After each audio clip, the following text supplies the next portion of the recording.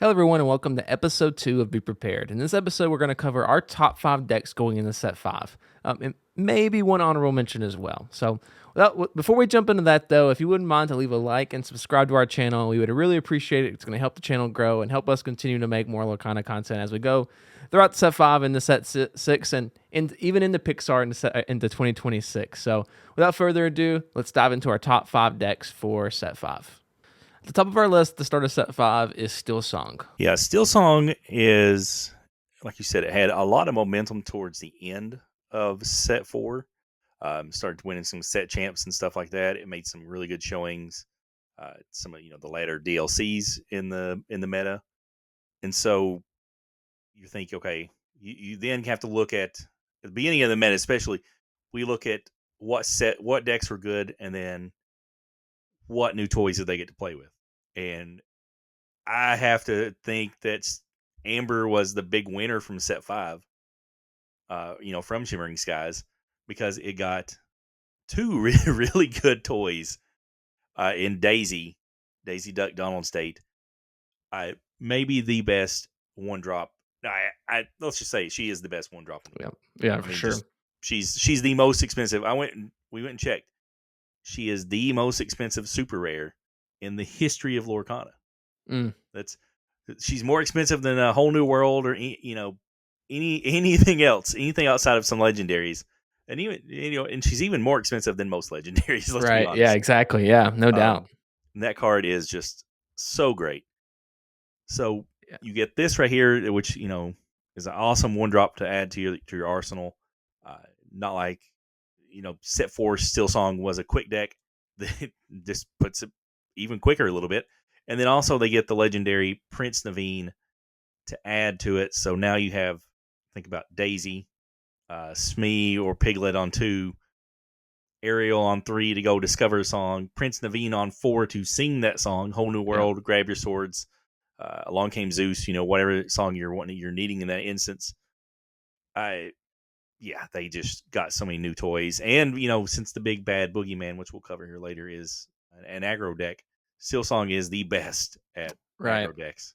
Yeah. I think that's it's a great way of putting it all, is that, like, not only was the deck really great kind of ending up in set 4, but now everyone kind of has their eye on the architect that's coming this set, which is aggro decks. And if you had to point at a specific deck to counter aggro decks, well, Still Song is going to be the one. So yeah, I think, and just like you mentioned, I think you can kind of make Still Song kind of mold it however you want it, right? Like, it has the pieces to go really fast. Like, it has the Daisy Duck, it has piglets, it has Smees, where like it can quest for 6 on turn 3 before you even think about it, right?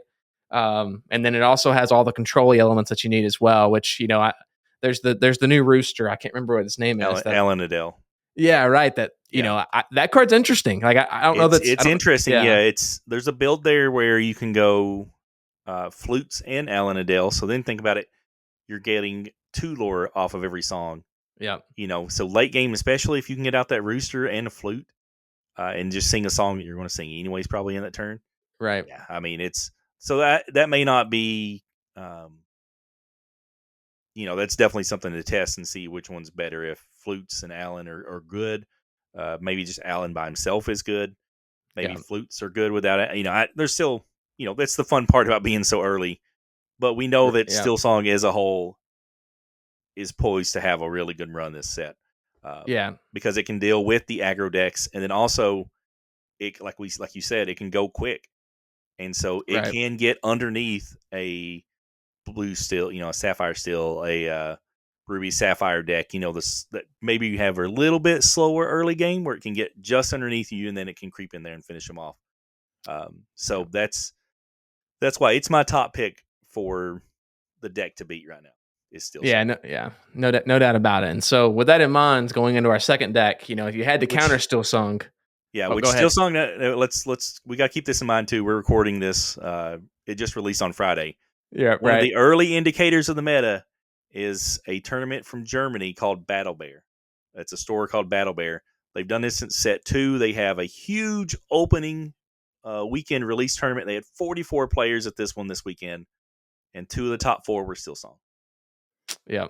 So yeah, it is early, so nothing's refined yet and stuff. But it's always a good early indicator for stuff that's going to be strong early and things. And seeing two in Right. the top four, I was like, yeah, that's It's and a one good, in the yeah. finals. So, It's a but good sign, yeah. And it's what, like, I think everyone is pretty quick because at the beginning of the set we all kind of saw the signs that aggro was coming. So I think the knee jerk reaction was like, well, let's play Still Song to counter that.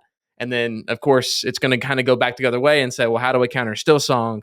Which takes us into our second deck, which would be Ruby Sapphire, right? Which, I'll let you get into it in just a second, but I would say it is the closest counter to Still Song, but I don't think it's not like a 70-30, right? Like it's maybe 60-40 on a good day, right?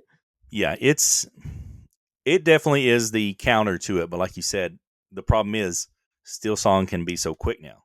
This is not the back in Inklands in set three. Steel Song was a little slower. It was still could go quick and it could do control things, but against Ruby Sapphire and stuff like that, it was slow enough to where Ruby Sapphire could easily develop itself, get ahead of you on ink count, and then come out and just do the Ruby Sapphire gross stuff that it does. I mean, that Yep. we've come to expect. So obviously, if Still Song's in there, the bane of its existence is Ruby Sapphire. But the problem with Ruby Sapphire is it struggles with aggro.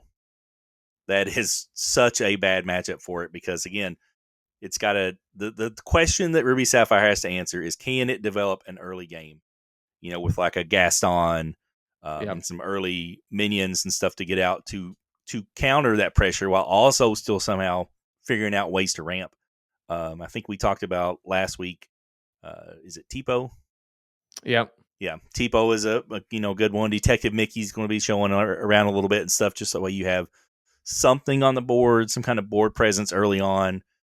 Gaston's going to probably show up. I had 2 foil Gastons. I went ahead and ordered 2 more because I think he's going to. If you're running Ruby, I think 4 Gastons might be required to answer daisies and all kinds of early stuff. So nobody countered Daisy like Gaston. So Well, that's what I was kind of while we were preparing for this episode, I was kind of thinking like, did Ruby and Sapphire like really get any new cards that's gonna like really Cusco. help?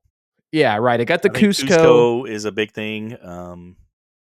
Outside that though, Ruby might have been a big loser in Shimmering Skies because there's Yeah, not really a ton of nothing yeah, for the control archetype. Where you've got be prepareds and Maui's and brawls and all those kind of control the elements and stuff. They didn't get anything like that this time. No B King Undisputeds or anything like that it can add to that. So it's in an yeah, interesting spot where it's kind of like it depends on if it can find the answers that it needs right now. I think it can get there.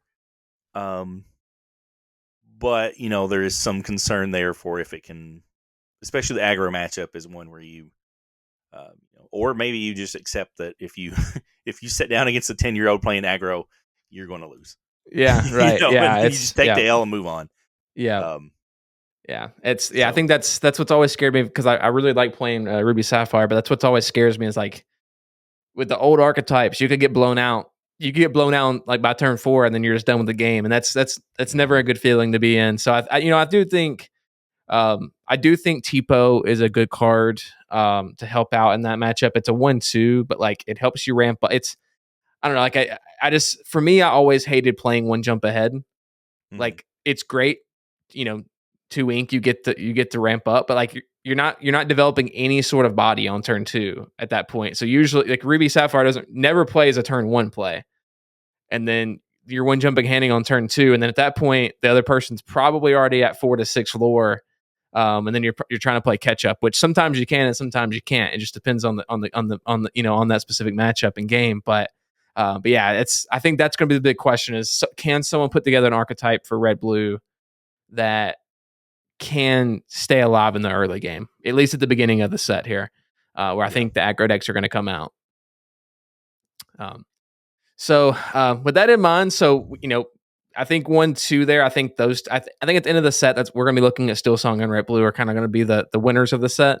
But there are some decks that we think are a little bit more questionable right now, but I think are going to end up in a good spot. So at number 3, we have Sapphire Steel. And Sapphire still got a bunch of interesting toys that I'll talk about in just a second. But what are your thoughts kind of on Sapphire Steel as a whole in Set 5? Sapphire Steel, I think, we saw it have a really good run, there in Set 4 in Ursula's. And I think it's still poised to be a really strong deck. It, got some good new toys and things to play with. Cusco is probably one of the big things that really, it's the big addition, I think, would be Cusco to that. So, obviously, and Pete. Yep. Referee Pete is the other big. we're back on Steel, which we didn't even mention that in Steel Song. Yeah, where they can add Referee Pete to that as well. But I think Sapphire Steel is really where Pete's going to really shine. I think Pete and Sapphire Steel is going to be more relevant than in Still Song. Which, I mean, people are throwing Pete in the Still Song, which I think is interesting. But I know, I played one of my first games of the new set with Sapphire Steel, and it's playing against a Ruby Amethyst in turn 6, and didn't develop the board. I was like, I know what's coming on next turn. So then you pop down a Pete, and then it's like, what do you do at that point, right? As the Ruby Amethyst player. So I think Pete's a really interesting card, and I think. But there are some fringe cards that I think that people are going to talk about. So I know, like in the Sapphire Steel community so far, the big talk right now has been: do you include the will or not? Mm-hmm. Like, do you include a whole new world or not? And that was kind of what was being discussed at the end of Set 4. As there were some people that were like starting to come out with the no will list, and then there were some of us that were sticking with the will. And I think kind of at the beginning of this set, where aggro is going to be more relevant. I mean, it could be relevant at the end. I don't know. Like, we'll see. But definitely at the beginning of the set, it's going to be relevant. I think taking out the will is going to be pretty good. So that's like, you take out the will, that kind of allows you to put a few more cards in. And one of the cards I've seen some people start tossing in is the new Mufasa. And I don't know how I feel about it. I don't know if you have any thoughts about the Mufasa, but I don't know that the new Mufasa is that good. But people think it is right now. He is a new shiny toy, and we want to try him and see if he's good. I felt that he is a win more card. And that usually if you're dropping him, now granted, in Sapphire decks, you're ahead of the curve, right? Wise. So your 8 ink might be their 6. Or if you're really good, it might be their turn 5. Yep. Mufasa on 5 or 6 even is awesome. And then from then you can probably, all right, so say drop him on turn 6, you go back down to 6 ink. Next turn, realistically, it's not hard for you to get back up to 8 fairly easily. In Sapphire, especially with Quill or something like that. So you're back up to 7, 8 ink. Quest with Mufasa, you're spending 14 to 16 ink that next turn. That should be enough for you to just like seal the game, probably. Right. Yeah. So, but you have to be in a position to where you can play Mufasa and get to that also. So if you're in trouble already by turn 5 or 6, which the meta is quick enough right now to where you could be. Yep. And you may not be able to play Mufasa. So that's the only concern I have about him is I think if the meta slows down, then Mufasa, like last set, Mufasa would have seen play. Yep. I mean, Mufasa definitely, for lore on that body, he definitely would have seen play. Yeah. Yeah. Yeah. But right now, it might be just a little bit too quick for him. I don't know. We'll just have to kind of see. I'll give my overall prediction of what I think the overall meta will do at the end. So maybe Mufasa has a place. Right now everybody's trying to make him work, and we'll see. I want to make him work so bad. I pulled 0 out of my case, and I went and bought another box because I want to pull a couple so bad. Yeah. So, I pulled a couple, and I pulled a couple out of my case. So like I'm like kind of wanting it to work, I guess, just because I have them.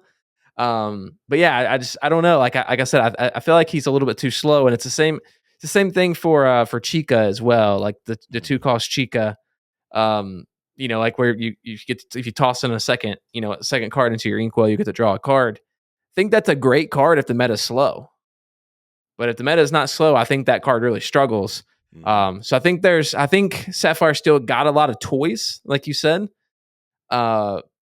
But I don't know how many of those toys are going to. They're all going to be meta dependent, right? Like some of the toys are going to be great for a slow meta, and some of them are going to be quick for good for a quick meta. Like I think Tipo is really really good against aggro decks. Like I think you get to develop a body and ramp. That's massive um, against the aggro decks. But some of the other cards I'm a little bit worried about. But yeah, I think Blue Steel it has all the toys it needs to keep playing around with, to be good in this set. So I think it's gonna land in a good spot.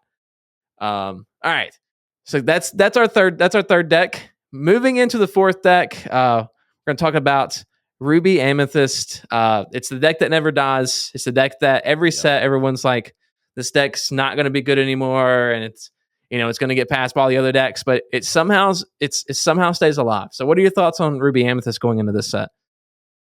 It sucks right now, so we'll say that from up front. The pattern of Ruby Amethyst has been for the last couple sets. This has been the pattern of it and things. Obviously, it's been a deck since set 1, where it was just the big bad early on and stuff for the meta. But now it's in a position where it has so many answers. It's just a matter of finding the questions. Yep. So right now, everybody's throwing stuff out there and trying to figure out what you need. It's got some interesting stuff as far as like Madam Mim Elephant. I think that card is really good. But how does it work? The new Elsa, the 5-cost Elsa, with Rush and Evasive and getting to exert a character and stuff like that. I mean, she's really good. So those are interesting things. The new library, the location library is really good, I think, especially if you can develop that. So, there's a lot of stuff that it got where I think it'll be a good deck. It just needs to figure out, let's see what the other good decks are, and then it can start to react and, develop a counter game to those, which is kind of what we saw in set 4 early on. It was not a good deck. I mean, early on in the meta, everything else, Ruby Sapphire was the king. But by the end, we saw it took down the CCS 10K. It was won challenges. It was in the finals of challenges and stuff, so it was all over the place, and it was a huge deck. And maybe the best deck by the end, I think. I'd say on average, it probably had the highest finishing of any deck. I mean, obviously Bucky was still there, but I think that's the interesting thing is that Bucky was supposed to be a hard counter for the deck, and then it like morphed itself around to be a deck that could kind of like go toe to toe with Bucky, which I thought was really interesting at the end of the set. Like, that's why I didn't play it, because I was like, well, this deck's going to get killed by Bucky, and then it ended up, I think, probably at least 50-50 with Bucky at the end, and it might have even been favored in the matchup. I'm not sure, but yeah, I think it is a deck that I think it's always going to be better, unless of course we start banning cards and getting rid of the Madam Mims and the bounce package, right? But I think it's always going to be a deck that towards the end of sets is always going to perform better, because it's a reactionary deck versus some of these other decks like Sapphire Steel or Ruby Sapphire that are, or even Still Song, that are like, well, we have our staple list. We might change a few cards, but we kind of have our staple list, and we're not going to react too much. Versus Ruby Amethyst is like, well, we're going to react. Like we're gonna make some changes, and then once those changes are made, then it's like, oh, well, actually that deck's pretty good again, and then there it is, right? So definitely gonna be in an interesting spot right now, though. So that's my kind of prediction is, right now, we've got to wait and see what develops for it and things, and then after it gets a little more developed and stuff, then we can start to refine and see. It could be that it's so fast we don't even need to be prepared, which sounds so horrible to say, but 7 ink is meaningless if you never see 7 ink in the game. That's right. So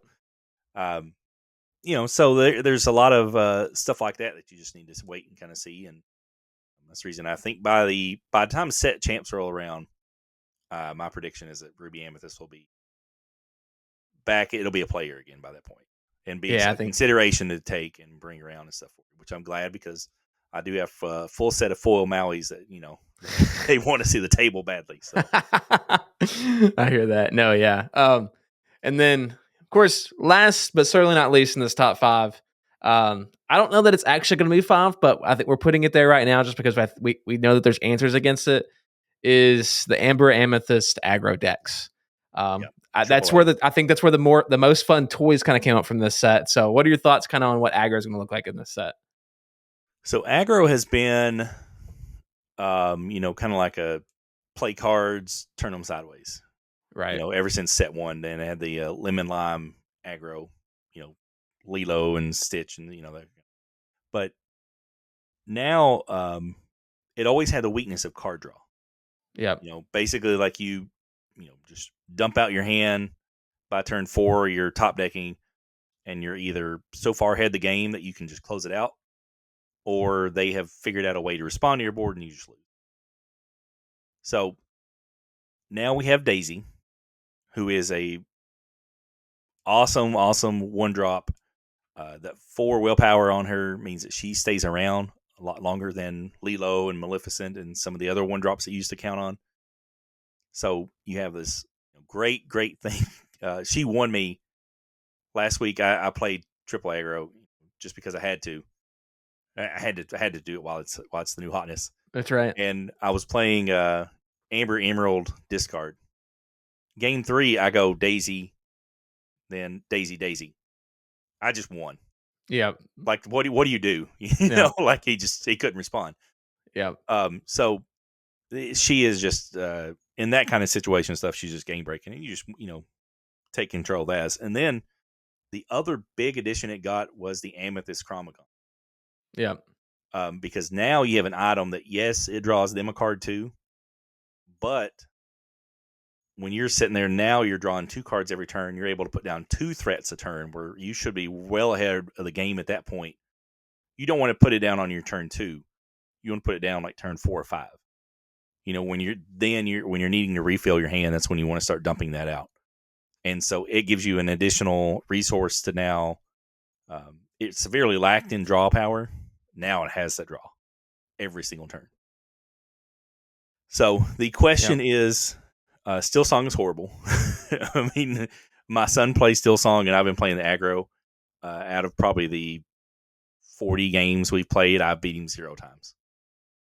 So I don't want to say it's an auto loss, because I think there's a situation you could win, but it is not a good matchup for you at all.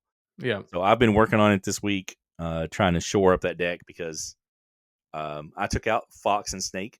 They were in the early, bounce and stuff like that. And everybody's like, well, you want to bounce? No, you don't want to bounce. You're never getting to 6 or 7 ink to bounce a goat. That's just not happening in this deck. Yeah. And if you're playing, those little 1-drop, 1 quest, or 1 quest, 1 lore, that's too slow for you. So I've cut those. I put in Gain Your Knowledge, Gaining More Knowledge, that card, because that's, and I put in Spellbooks too, because you got to have enough stuff to kind of close out the game. So this is it's a deck that you have to respect. Now, once Steel Song starts showing up more, it'll drive the numbers of the aggro down, because it's just such a bad matchup. Yep. But then, so the way this is going to work, we'll go ahead and go into the kind of the way I think the meta is going to flow. So aggro is a big player here, initially, because we got the Daisy and the Chromicon and stuff, and it's an easy deck to kind of pile. I mean, it's not. There is a skill level to it, but on a certain fundamental level, you are just playing cards, turn them sideways. Yeah. And so that it's not as hard to pilot as like a Steel Song or Still Song, yeah. Sapphire Steel or something like that. They require a lot more nuance. So early on we are doing that. Well, as the Steel decks come into play, they're going to drive down the aggro, which then will slow down the meta a little bit, and it'll let your Ruby Sapphires and stuff like that come into play. And then once the meta is slow enough, well, then aggro can just pop right back in and sneakily come back in and take over some stuff. So, so aggro's it's good right now. It's going to go away, and then by the time set champs come around, you got to have it in the back of your mind that it's out there, because nothing would be worse than going into a set champs. You get in the top. Well, now top 8 does get a card, but but still, yeah. Or let's just say round 4, round 5. You're trying to make the cut into top 8. Yeah. And you sit down against aggro, and you're playing Ruby Sapphire or something like that, and you didn't anticipate it, and they just steamroll in 10 minutes. Yeah.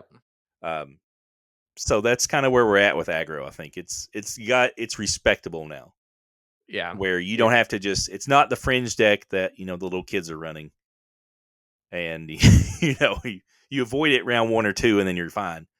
Now it's a deck that has some wheels and um, is so quick that you have to respect it.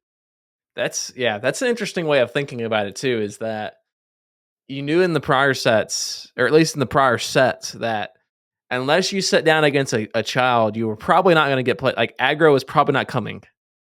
Like you could be wrong, right? But in general, that was generally the case. And like now, it's like you won't be able to generalize like that, right? Like I could sit down across from you and play aggro, and like that's not going to be a weird thing to happen.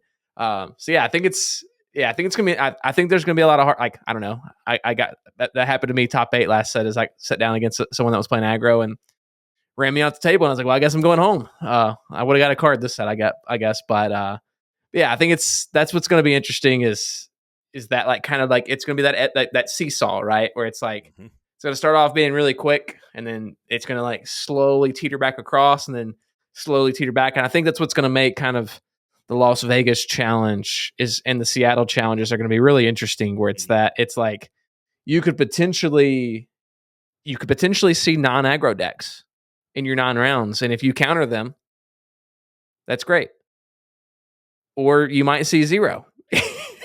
You never know. And I think that's gonna be what's interesting about this set too, is that it's I think it's a little bit less rock paper scissory than the last set, Hmm. at least right now. But I think there are a few rock paper scissors actions in there that I think there are some harder counters that we're going to see this set that if you sit down across from somebody, it could actually hurt. Yeah, Um, yeah, and and there was one honorable mention that we wanted to bring up too, real quick. yeah, we have the honorable mention of Blurple, which is a deck very close to my heart because it was the very first deck I ever played in Lorcana at the end of set 3. So I think Blurple may come on the set. I think Blurple might actually, if we did this, which I'm sure we will at the end of set 5, we'll do another top 5 decks of set 5. I think it actually might make the list. So what are your thoughts kind of on Blurple at the moment? I know it's super fresh right now, but what are your thoughts on Blurple as we begin this set? I think there's a really, really strong mid-range deck here, and so it's going to be. It kind of reminds me of um, where Ruby Amethyst was kind of last set. Where it felt really mid-rangey, where you had a lot of just solid threats you can get out there and kind of stick on the board. Or if they're going to remove it, like, yeah, go ahead and remove my rabbit. That's fine. Yeah. So I think there's a lot to figure out. Do you run Mufasa? Do you run Elsa's on it? So trying to figure out those kind of questions and stuff. But overall, yeah, I think it's got some legs. I think it's got potential, definitely. Yeah, I think what's exciting about it is that I think it kind of hits on what a lot of blue steel players were doing at the end of last set, where a lot of blue steel players were kind of shifting their blue steel deck to be a little bit more mid rangey, right? Where they had a little bit more of a front end with like tossing, like what I was doing was tossing the Captain Hook, tossing in Smee, tossing in Arguses to like make sure that I wasn't going to get ran off the table against a red purple player with Flynn and Sisu, and then even some aggro decks that were coming in. And then kind of had that, like that 4 or 5 range of characters. And then, of course, you still have your back end, but it was more mid range versus towards the back where you used to have a bunch of aerials and Tomatoas and Lucky Dimes, and that was more of your win condition. Or I think it was shifting towards the mid range. And I think what Blurple is going to do is basically sit in that mid range and kind of be there, which I think is going to be really nice at the beginning of the set, where it's like if you see aggro, you can play against it, and if you see the control decks, you can still stay there as well. So I think I think it might be a pretty safe bet to take, especially if you can like learn how to pilot it, right? Mm-hmm. Because the deck that no one's really going to know how to play against at the beginning, like if you sit against someone that's playing Blurple, you're going to be a little bit confused on what's coming, just because that's not a deck that really was seen. I mean, there was some fringe people that might have played it last set, but no one was actually. It wasn't anywhere in the top of the meta last set, right? So you might have played against it once the whole set. So no one's really going to know what's coming when you sit down next to them. I think that is a dangerous place to be if you're playing against a deck, right?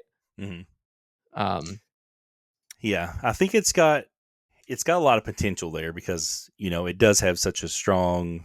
You do have the bounce package, or you can play with it and stuff. You've got Cogsworth, you've got Cusco's. Now we also have Mufasa and things, and you also have the ramp that you can throw in there, where with like Tipo and Detective Mickey, and the 5-drop Donald Right. duck that you have and stuff. So you still have the ramp package that you can do. You could even throw in, depending on how high end you want to go, do you throw in Hades and let it goes, and so there's still the removal there and stuff too.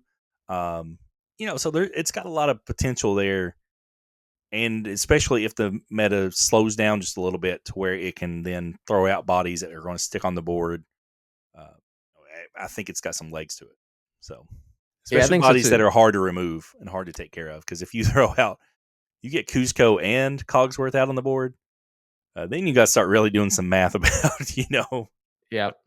how Yeah, I mean, how you much almost can't. resist do they have right now? Oh Yeah. man, Yeah, and it's I think it was like I think what's most exciting about it is that the sapphire archetype kind of has kind of that survivability in your cards, right? It has the wards, it has Cogsworth to give the resist, it has the new Cusco to give resist, and then like the amethyst part it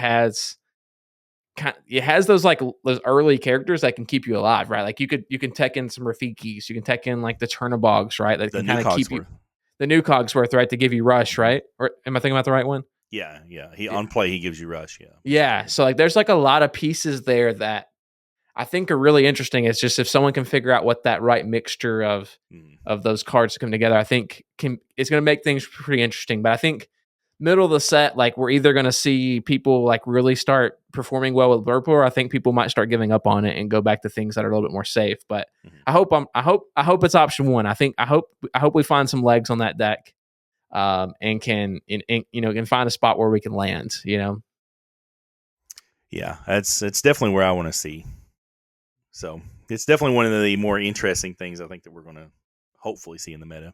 So that is our take on the top 5 decks going into the very early, and we are literally like 3 days into Shimmering Skies meta. So our top 5 decks that we're hopefully our predictions are right. We're going to wait. We'll see it. We'll revisit this, and then you can, Yep. in the comments below, you can tell us how right or wrong we are. Hopefully, so. Thanks everybody for joining us. If you're excited about any of the decks for this set, drop them down in the comments below. As always, like and subscribe. That helps us out a lot. We will see you guys next week, and until then, be prepared.